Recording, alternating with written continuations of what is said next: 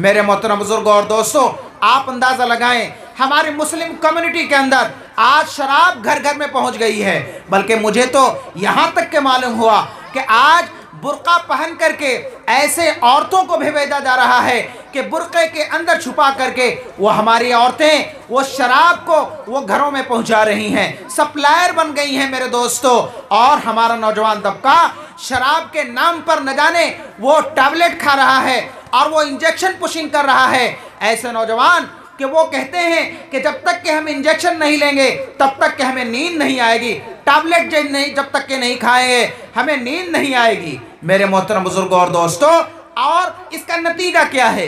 इसका नतीजा ये है कि माँ और बाप वो बड़े ही प्यार से और लाडो प्यार से उसको पालते हैं, परवरिश करते हैं, और जिनके घरों में औलाद नहीं होती है तो वो तमन्नाएं करते हैं, अल्लाह के सामने रोते हैं, गिड़गिड़ाते हैं कि अल्लाह हमें क्या नाम है एक नेक औलाद दे दे। लेकिन माँ बाप की इतनी दुआओं के नतीजे में जब ये बच्चा जन्म लेता है तो जन्म लेने के बाद ये हमारी गफलत की वजह से बच्चे बेकार हो जाते हैं, वो तालीम हासिल नहीं करते। लेकिन अगर कोई माँ बाप बहुत ही ज़्यादा तवज्जो देता है, अपने बच्चों को स्कूल भेज रहा है, कॉलेज भेज रहा है, लेकिन ये बच्चे क्या कर रहे हैं कॉलेज में जाते हुए, रास्ते में जाते हुए स्कूल में, आया वो क्लास में हैं या नहीं हैं, बल्कि वो शराब की दुकान पर हैं, वो क्या अड्डा दे रहे हैं, वो सोशल मीडिया में इस तरीके से लिप्त हो गए हैं कि उनको किसी तरह भी फुर्सत नहीं मिल रही है। मेरे मोहतरम बुजुर्गों और दोस्तों, ऐसे बच्चों को देखा गया है कि वो टैबलेट खा करके वो नशे में ऐसे धुत हैं कि उनको स्कूल जाने की भी फुर्सत नहीं है। अब आप देखिए उनका रेशियो क्या है, उनके क्या नाम है उनके अटेंडेंस का क्या रेशियो है। ज़्यादा से ज़्यादा साल भर में 1 महीना होगा, 30 दिन होगा, 15 दिन होगा, जब जाहिर सी बात है कि वो एग्ज़ाम देने जाएंगे।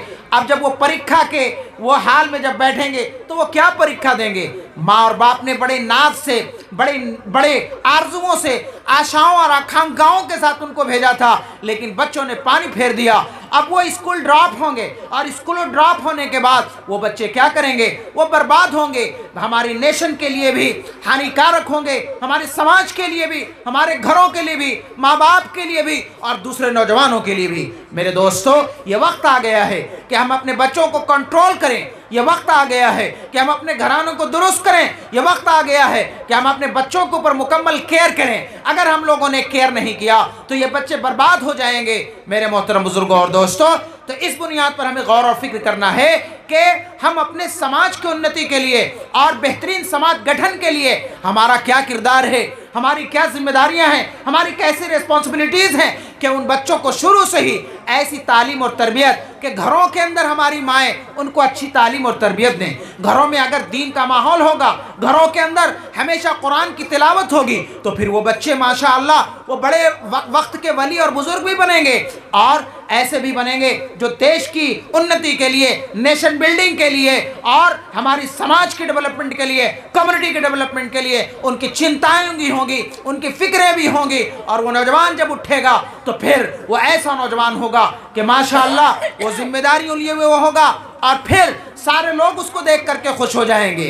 लेकिन जाहिर सी बात है कि ऐसा इन्वायरमेंट क्रिएट करने के लिए और ऐसे परिवेश को बनाने के लिए हमें बहुत मेहनत करनी पड़ेगी। हमारे घरों के अंदर हमारी माओं को भी इसके ऊपर तवज्जो देना पड़ेगा। आप देखिए, शेख अब्दुल कादिर जिलानी का नाम हमने सुना होगा, ख्वाजा कुतुबुद्दीन बख्तियार काकी का नाम सुना होगा। शेख अब्दुल कादिर जिलानी रहमतुल्लाह अलैह यूं ही नहीं बने, बल्कि शेख अब्दुल कादिर जिलानी को शेख अब्दुल कादिर जिलानी बनाने में उनकी माँ का कितना भूमिका है, उनकी माँ का कितना किरदार है। मेरे मोहतरम बुजुर्गों और दोस्तों, जब माँ उस बच्चे को पढ़ने के लिए भेजती हैं तो ये नसीहत करती हैं, बेटा तुम रास्ते में अगर तुमको चोर मिले, डकैत मिले, कोई भी मिले, तुम झूठ मत बोलना बल्कि हमेशा सच बोलना।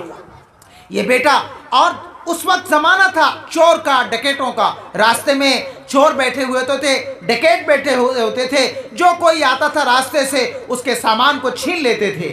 हज़रत शेख अब्दुल कादिर जिलानी रहमतुल्लाह अलैह की माँ ने उनके यहाँ थैले में, पॉकेट में पैसा नहीं रखा, बल्कि ये यहाँ पे सामने माँ ने दीनार को, अशरफी दीनार को यहाँ पर सिल दिया कि चोर यहाँ पर तो नहीं पहुँच सकता है, ज़्यादा से ज़्यादा कमर देखेगा, ज़्यादा से ज़्यादा ऊपर का पॉकेट देखेगा, नीचे का पॉकेट देखेगा, और देखने के बाद तब फिर जा कर के वो छोड़ देगा।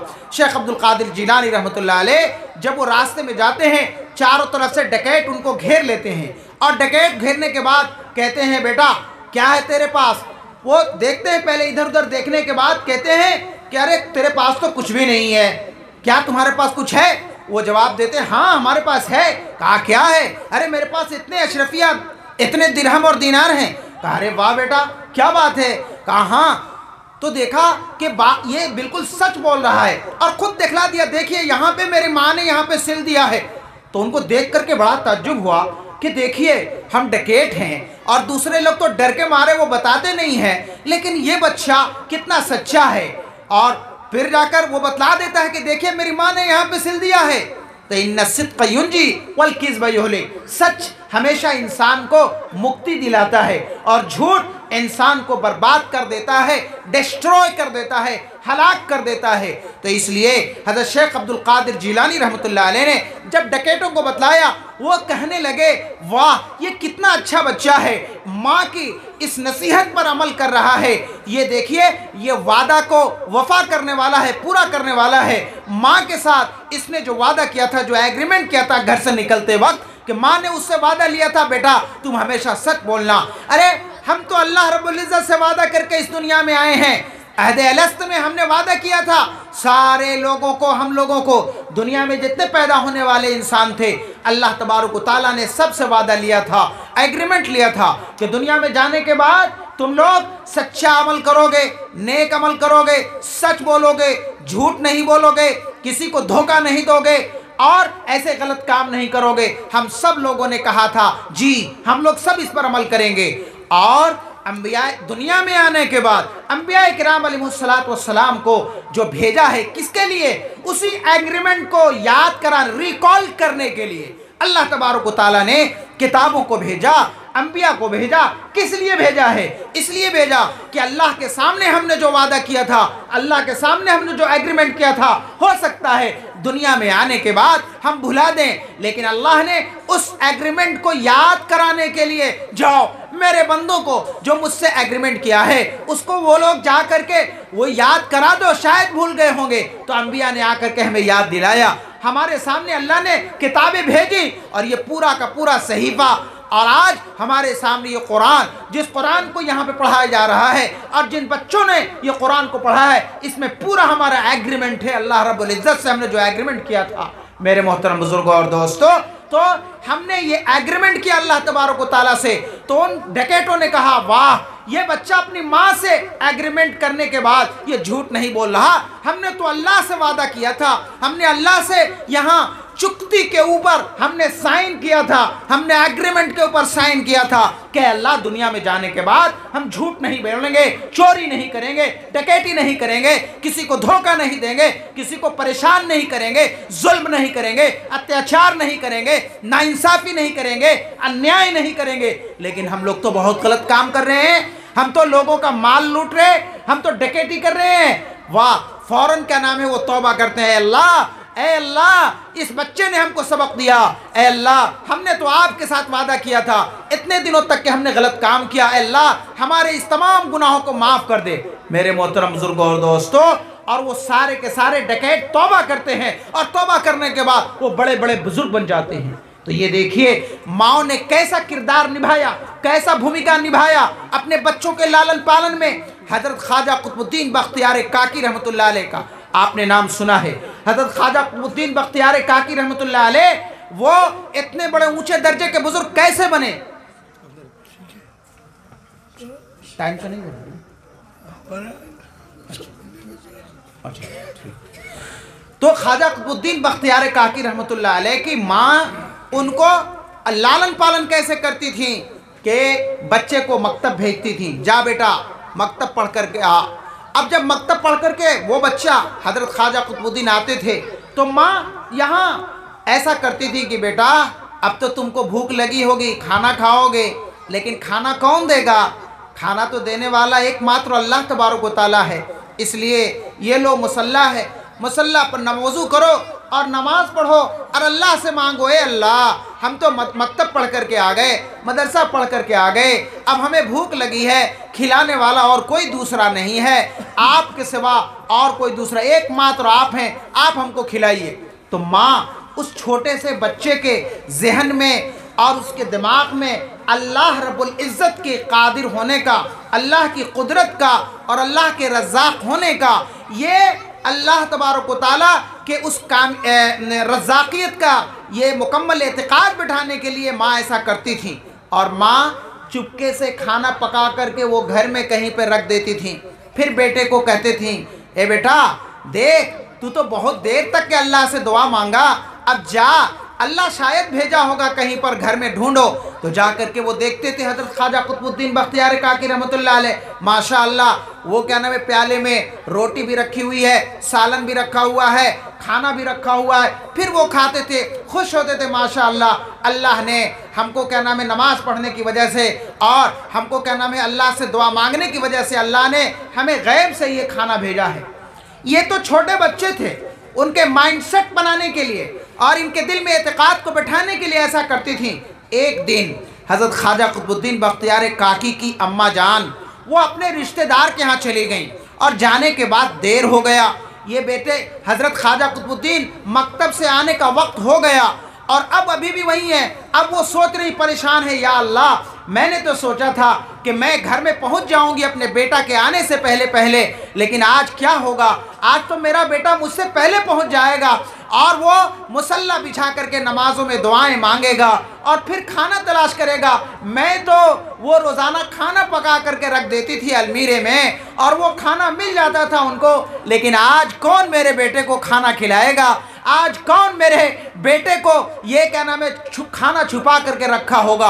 बड़ी क्या नाम है वो चिंतित है, बहुत फिक्र में है और वो घबराई हुई हैं। लेकिन बेटा माशाअल्लाह हज़रत ख्वाजा कुतुबुद्दीन मकतब से घर आ करके और अपनी आदत के मुताबिक वो मुसल्ला बिछाते हैं और फिर मांगते हैं और मांगने के बाद फिर जा कर के वो देखते हैं माशाअल्लाह खाना तो हाजिर है।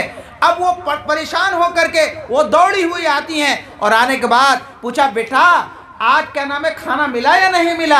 हज़रत ख्वाजा ने कहा, हाँ अम्मा जान, माशाअल्लाह आज तो बड़ा ही अच्छा, बड़ा टेस्टी खाना था, बड़ा ही क्या नाम है लज्जत वाला खाना था।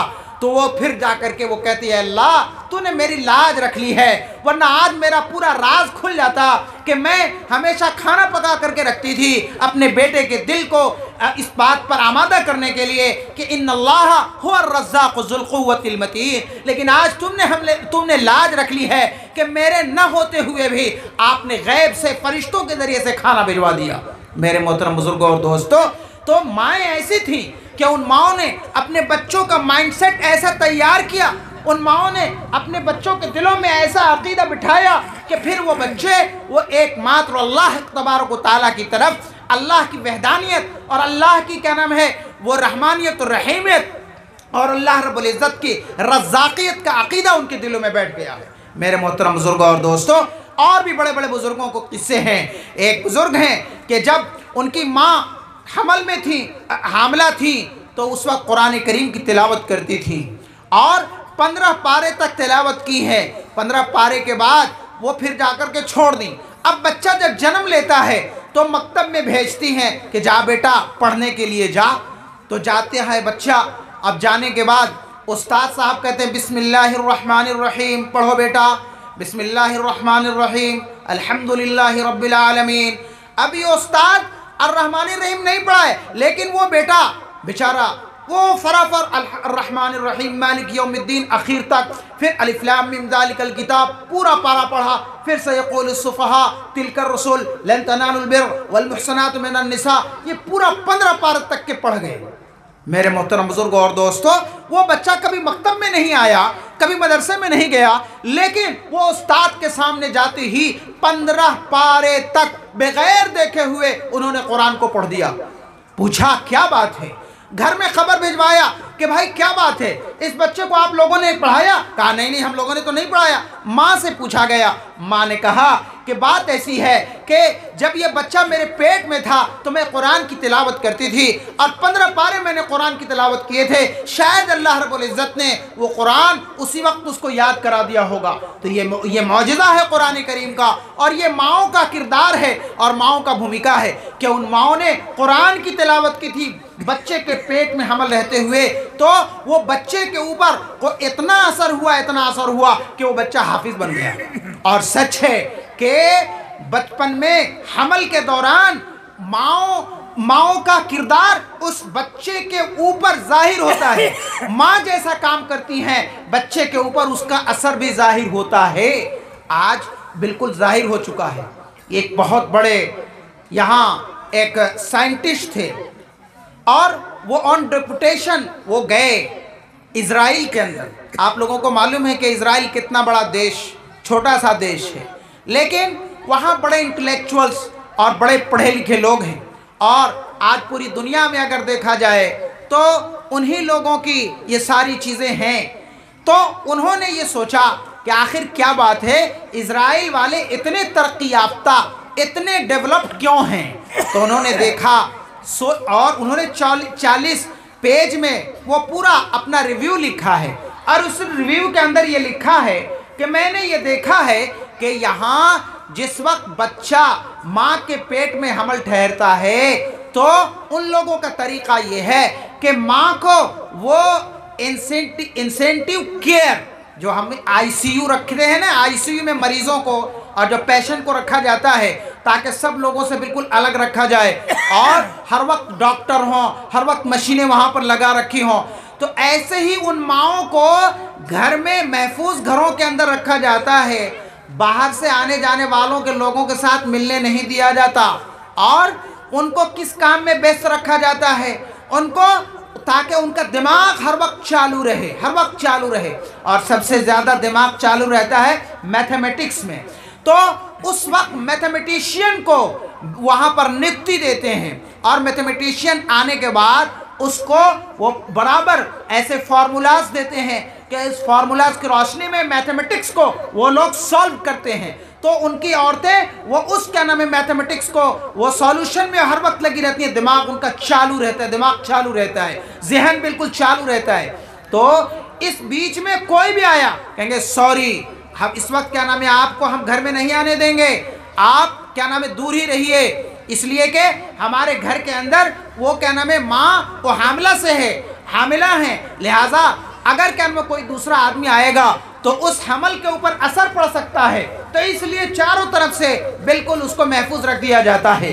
मेरे मोहतरम बुजुर्ग और दोस्तों, फिर ये जो बच्चा पैदा होता है वही ज़हीन बच्चा पैदा होता है। इतना ज़हीन और इतना क्या है वो चालू होता है कि फिर चूँकि हर वक्त उसकी माँ का दिमाग चालू था तो पता चला कि माँ का असर बच्चों के ऊपर पेट में रहते हुए, हमल रहते हुए पड़ता है। और इस बुनियाद पर फिर उनके बच्चे इतने ज़हीन होते हैं। और जब पढ़ाने का ज़माना आता है स्कूल में, तो स्कूल में जब भेजते हैं, ऐसे स्कूल होते हैं उनके कि जहाँ 3 से 4 किलोमीटर के दूरी में नशा जातियों कोई जिनिस कोई चीज़ बेची नहीं जाती, जहाँ पे पान पराग गुटखा और इस जैसे टैबलेट इंजेक्शन और ऐसी शराब और नशा वाली जितनी भी चीज़ें हैं वो 5 किलोमीटर के अंदर वो किसी को इजाज़त नहीं है कि वो बेच सके।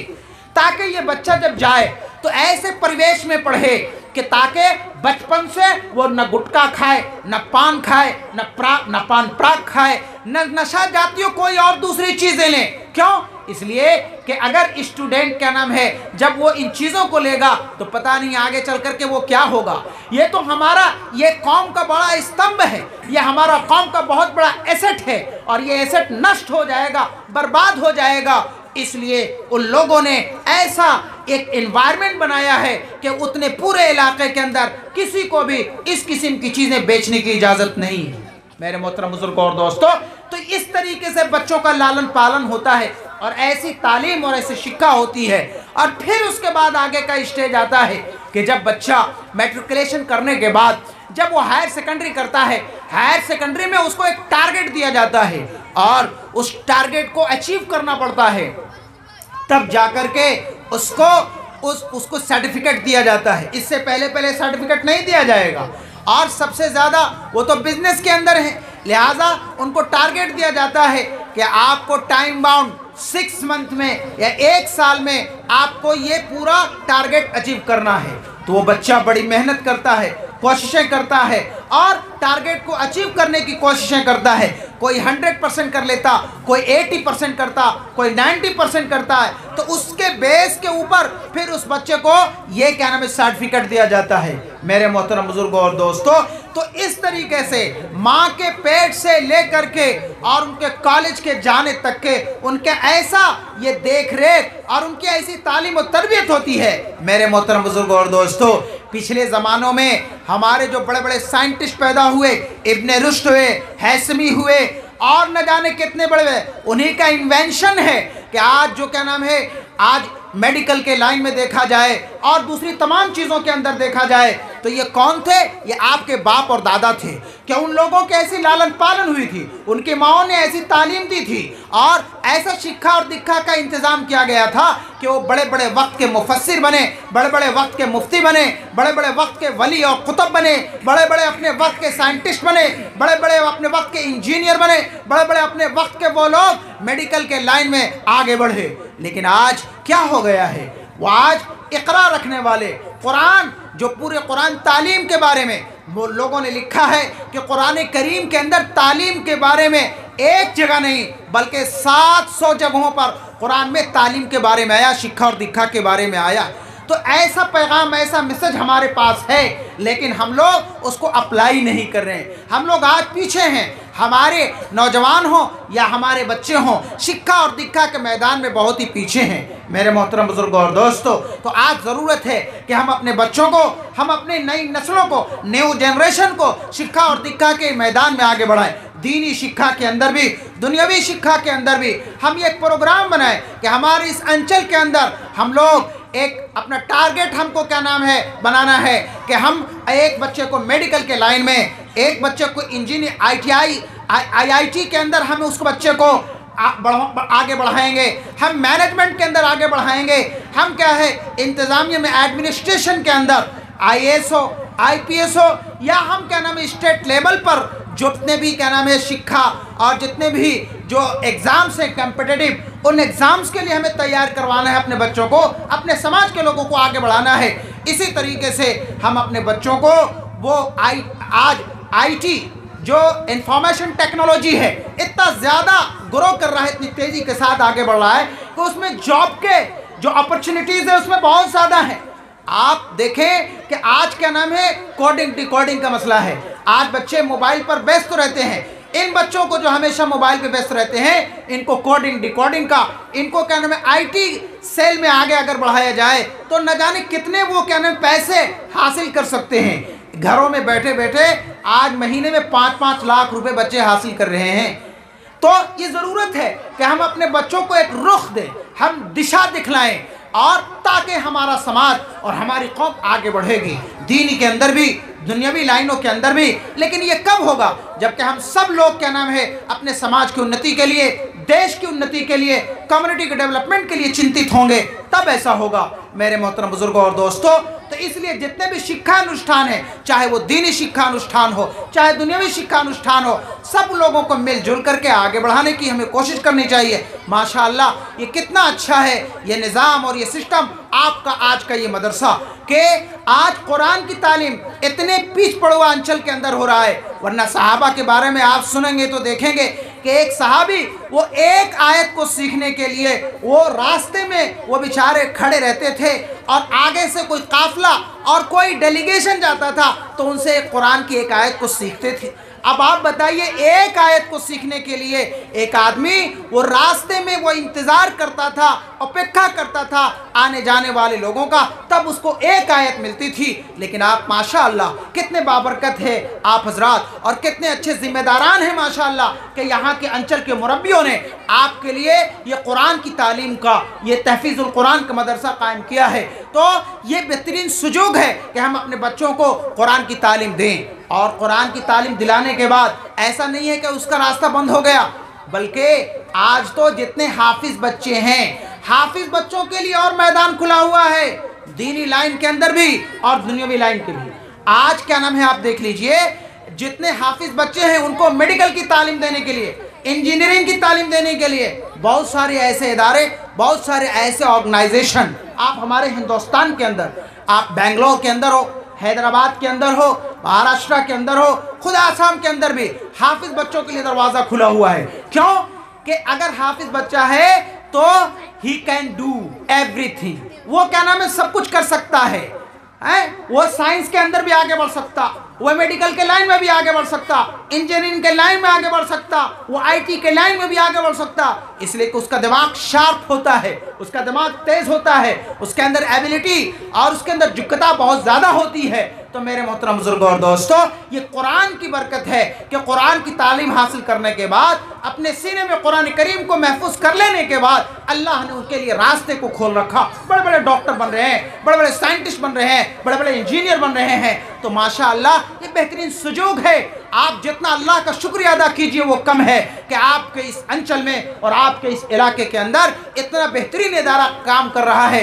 अब हमें और आप सबको मिल करके इसकी उन्नति के लिए और इसको तरक्की दिलाने के लिए ज़्यादा से ज़्यादा योगदान करने की, और जितना जिससे जो कुछ बन सकता है उसको उसमें ज़्यादा अनुदान आगे बढ़ाने की कोशिश करनी चाहिए, ताकि अल्लाह तबारक व तआला हमारे पूरे अंचल को रोशन करे और हमारी कम्युनिटी डेवलपमेंट के लिए और हमारी देश की उन्नति के लिए, नेशन बिल्डिंग के अंदर भी हमारा ज़्यादा से ज़्यादा हिस्सा हो।